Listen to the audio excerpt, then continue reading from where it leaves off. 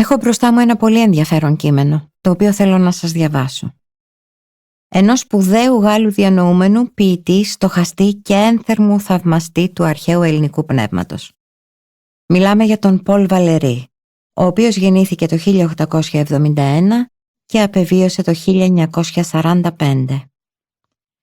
Το σημείο όπου το παρόν συναντάει το παρελθόν αποκαλείται μέλλον. Με αυτή την λογική, κείμενα σαν αυτό του Βαλερή είναι προφητικά, αφού μιλούν για εκείνο που δεν έχει ακόμα συντελεστεί, σαν να ήταν ήδη γεγονός. Παραδόξως, αυτό το κείμενο γράφτηκε αρκετά χρόνια πριν την πνευματική κρίση της Ευρώπης του 1941, την οποία περιγράφει. Οι ομοιότητες με την εποχή μας δημιουργούν αμηχανία. Η ανθρωπότητα κάνει κύκλους. Κάθε 30 χρόνια περίπου, από γενιά σε γενιά, η ιστορία μας επαναλαμβάνεται. Το κείμενο του Βαλερή είναι 2 επιστολές, οι οποίες δημοσιεύτηκαν πρώτη φορά στα γαλλικά το 1919 σε ένα βιβλίο με τίτλο «Η κρίση του πνεύματος». Στα ελληνικά μεταφράστηκε και εκδόθηκε με τον ίδιο τίτλο από τις εκδόσεις Καστανιώτης το 1996. Ξεκινώ την ανάγνωση από την εισαγωγή της πρώτης επιστολής.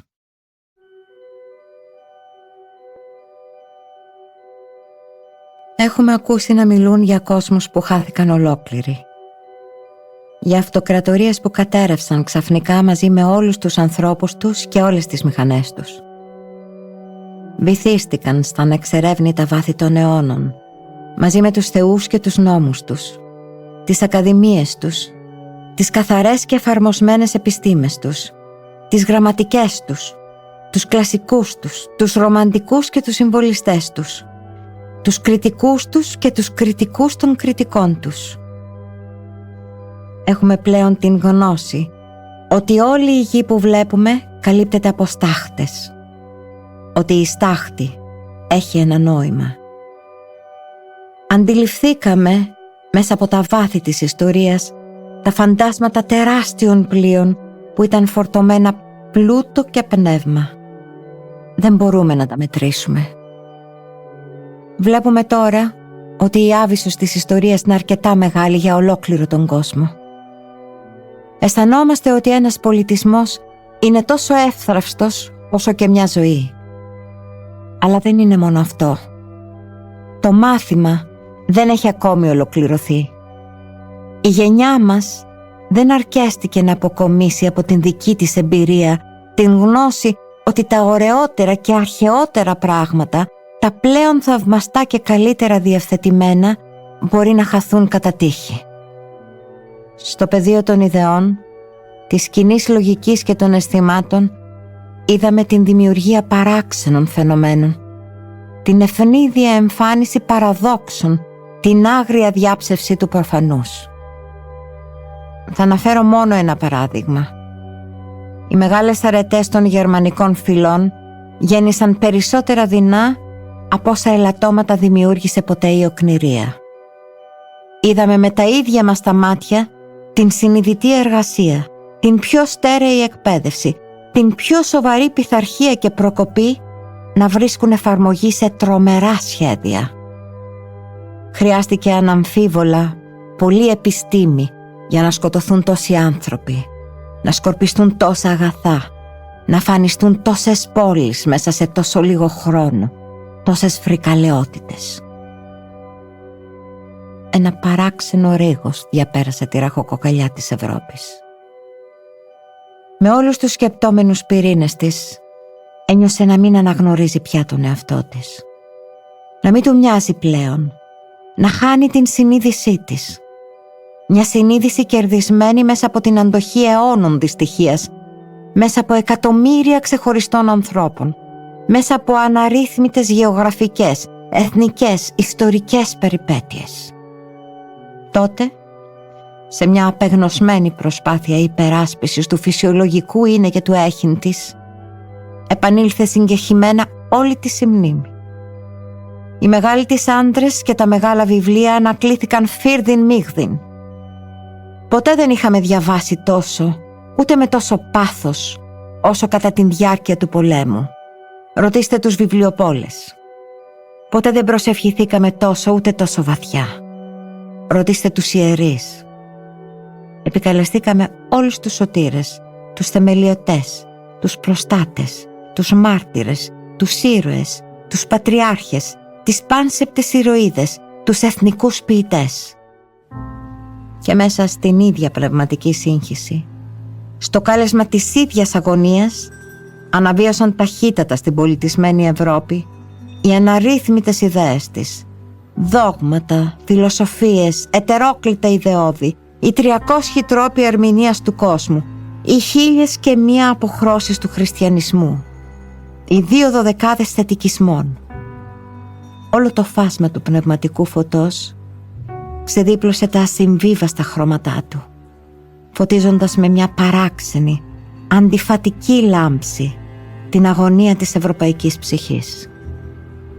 Ενώ οι εφευρέτες αναζητούσαν πυρετοδός τις ιδέες τους στα χρονικά αλλοτινών πολέμων, τα μέσα για να διαλύσουν τους αγγυλωτούς σταυρούς, να παραπλανήσουν τα υποβρύχια ή να εξουδετερώσουν τις αεροπορικές επιδρομές, την ίδια στιγμή η ψυχή επικαλούνταν όλες τις μαγικές εποδούς που γνώριζε. Συλλογιζόταν εμβριθώς τις πιο περίεργες προφητείες. Αναζητούσε καταφύγια, ενδείξεις, παραμυθίες από ολόκληρο τον κατάλογο των αναμνήσεων των προγενέστερων πράξεων, των προγονικών συμπεριφορών. Η στρατιωτική κρίση προς το παρόν μάλλον έχει λήξει. Η οικονομική κρίση είναι ορατή σε όλο της το μεγαλείο. Όμως η πνευματική κρίση, κρίση πιο λεπτοφυής, που από την ίδια της την φύση εμφανίζεται με τις πιο απατηλές όψεις, αφού εκτιλήσεται μέσα στο ίδιο το βασίλειο της απόκρυψης.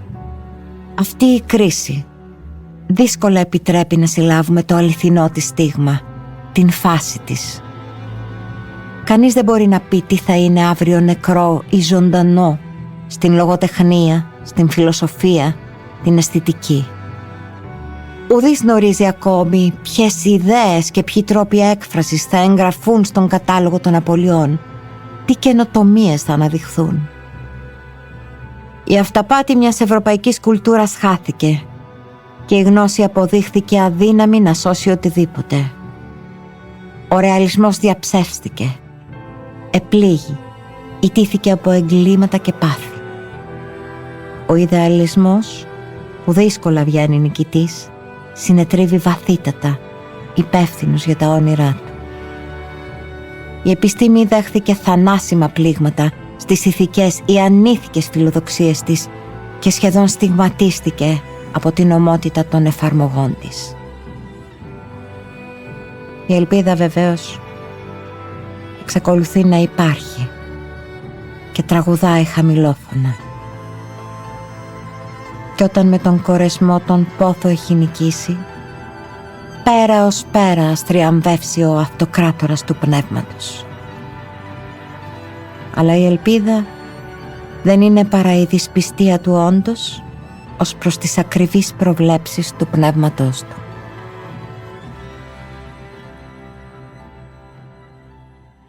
Η κρίση του πνεύματος για την οποία μιλάει ο Βαλερής σε όλο το κείμενο και όχι μόνο στο απόσπασμα που σας διάβασα, είναι στην ουσία βαθύτατη κρίση του ανθρώπου ως προς τον εαυτό του. Είναι κρίση του φιλοσοφικού ερωτήματος τι είναι άνθρωπος και πού βρίσκεται αυτός. Κρίση που ίσως μόνο σε ό,τι ονομάζουμε πολιτισμό ή λόγω του ανθρώπου μπορεί να περισσωθεί, τονίζοντας περισσότερο την ανάγκη του για ζωή μέσα σε πραγματικά ανθρώπινο πλαίσιο, ζωή που μπορεί να χαίρεται και να ανασένει, να συνεχίζεται με σεβασμό προς τον εαυτό της. Το πνεύμα στο οποίο αναφέρεται ο Βαλερή είναι το πνεύμα της ανθρωπότητας που βγαίνει λαβωμένο, με τρομερά ηθικά και ψυχοσωματικά τραύματα από κάθε παγκόσμιο πόλεμο. Βρισκόμαστε σε μια εποχή που ο φόβος για έναν τρίτο παγκόσμιο πόλεμο μας έχει παραλύσει. Ελπίζουμε ότι αυτή τη φορά δεν θα γενικευτεί, θα επικρατήσει η σύνεση. Το ευχόμαστε όλοι από τα βάθη της ψυχής μας. Ωστόσο, αυτό δεν σημαίνει ότι το πνεύμα δεν έχει πληγεί, ότι δεν απειλείται με εξαφάνιση.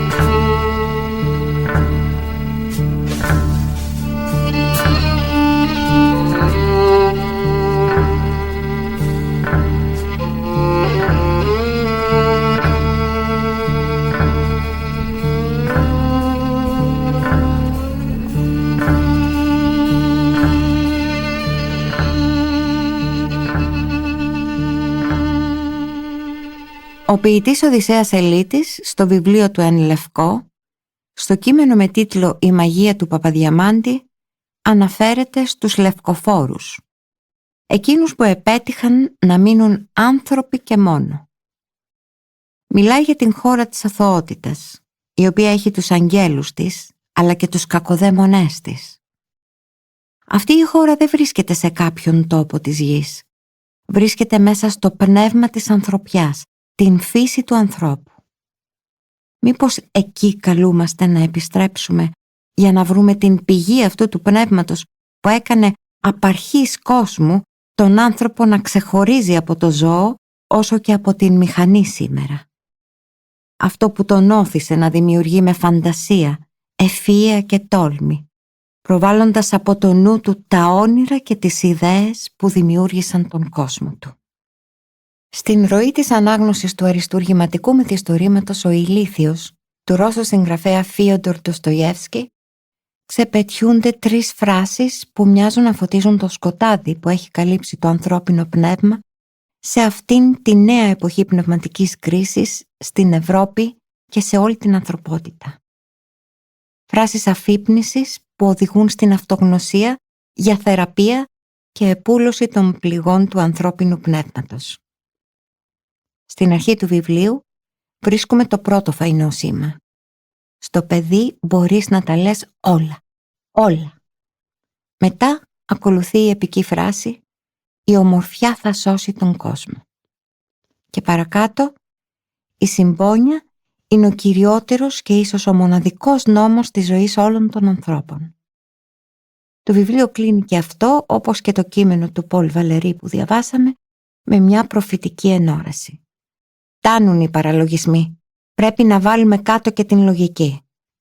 Όλο αυτό το εξωτερικό σας, όλη η Ευρώπη σας, δεν είναι παρά μια φαντασίωση. Και όλοι εμείς που βρισκόμαστε στο εξωτερικό, δεν είμαστε παρά μια φαντασίωση. Θυμηθείτε τα λόγια μου. Μήπως έφτασε η ώρα της επιστροφής? Να στραφούμε μέσα μας, αναζητώντας το εσωτερικό.